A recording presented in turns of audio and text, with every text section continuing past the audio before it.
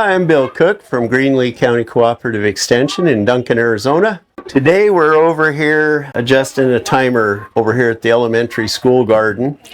And this is a subject that is confusing to a lot of people, so we decided to make a little video about it. With an electric timer, there's a couple of things you need to do first. It has to know the time, it has to know the day, that sort of thing.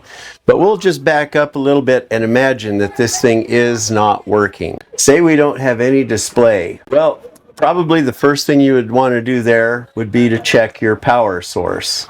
And there's a transformer inside, and to test that transformer, you would use a simple multimeter. Check the two leads here, it's alternating current, so we have power. Another situation that could come up, you might look at the display and it might be like not even really letters and symbols and stuff like that.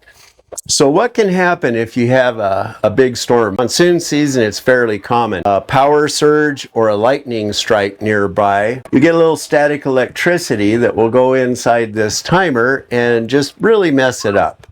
So in a case like that, you would turn off the power source, unplug it, whatever, take out the battery and just let it go blank. You might have to leave it unplugged and disconnected for 30 minutes. And the reason you take the battery out is that the battery is what maintains memory. So if you have a ghost memory from a lightning strike or a power surge, it's important that you take this out. Let's say we're all good here. So this battery, as I said before, all it does is maintain memory. If the power goes out and you lose your memory, that's a sure sign your battery's dead. So it's good to check your battery once in a while. And timers have a variety of batteries. Some take the little wafer, some take a 9-volt.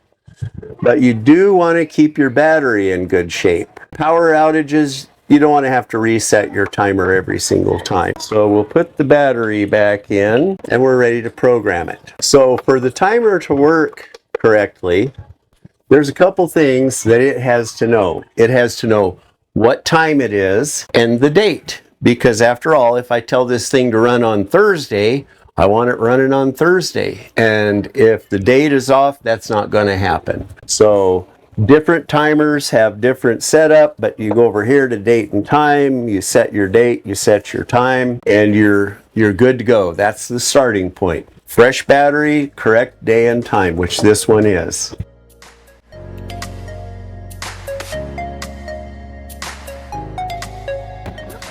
So it is essential that the timer knows the correct day and the correct time. So this is how you would set it.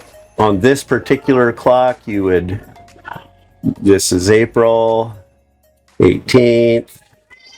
The time is actually, let's see, PM.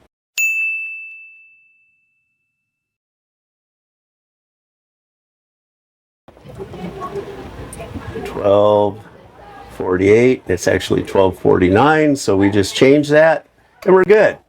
So now it knows what day and time.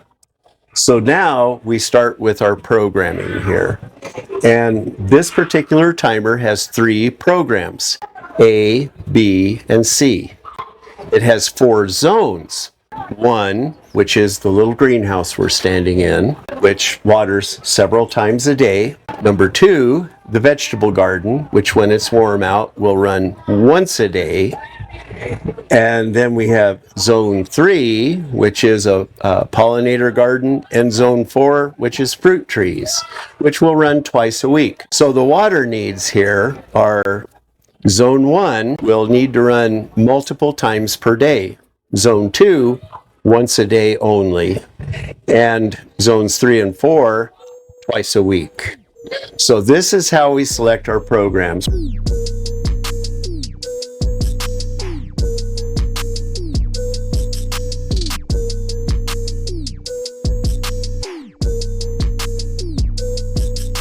We're going to come over here to our program and we're going to go to program A. And so every program has up to 4 start times and a choice to run 7 days a week to once a month. So this is how we're going to group these zones. Zone 1 is the only one that really needs to run more than once a day because sprinklers in here also cool it during the heat of the summer. So, start times. We want the greenhouse to come on at 11 o'clock because that's about the time it's getting hot. Again at 1 o'clock and again at 3 o'clock. So that is program A. That's an entire program. Now, any zone 1, 2, 3, or 4 that I put on this program will start exactly as many times as this program is set up to start. So think of the program as how many times a day and how many days a week, and which zone falls into that category. So we're going to come over here to run times. Zone 1, which is this little greenhouse we're standing in, 15 minutes 3 times a day, way too much. So we're going to come over here and we're going to cut that time back to, well, let's say 6 minutes to start with. So now let's go to zone 2, which is the vegetable garden. We don't want the vegetable garden running 3 times a day, do we? So we're going to take it off of this program entirely, which we just put 0 time on that valve. Same thing with the butterfly garden. It doesn't run 3 times a day. And the fruit trees don't need to run 3 times a day. So now to review it, what we've got, the greenhouse only, and nothing but the greenhouse, is going to run 3 times a day. Cycle start 1, program A, cycle start 1, program A, start 2, program A, start 3, program A, start 4. We don't need that right now, but we might later. We're just going to leave that.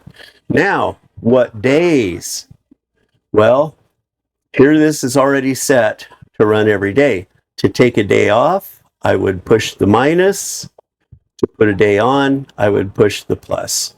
So that is 3 times a day for 6 minutes at a time, 7 days a week. So now let's go to zone 2, which is the vegetable garden. Well, the vegetable garden will need to run once a day. So the start time we're going to use there for the vegetable garden will be 10 a.m. So we're going to set that for 10 a.m.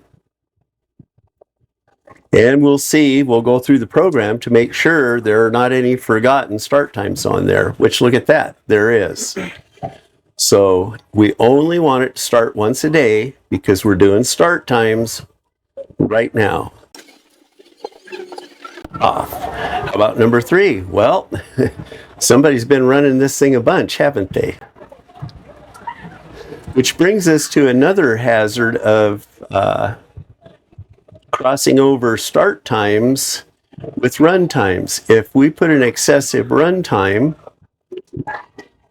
on there, say we've got it running for 2 hours. For example, this is coming on at 10 o'clock. Well, the next cycle start is the greenhouse at 11, an hour away. What if I put more than an hour on this program?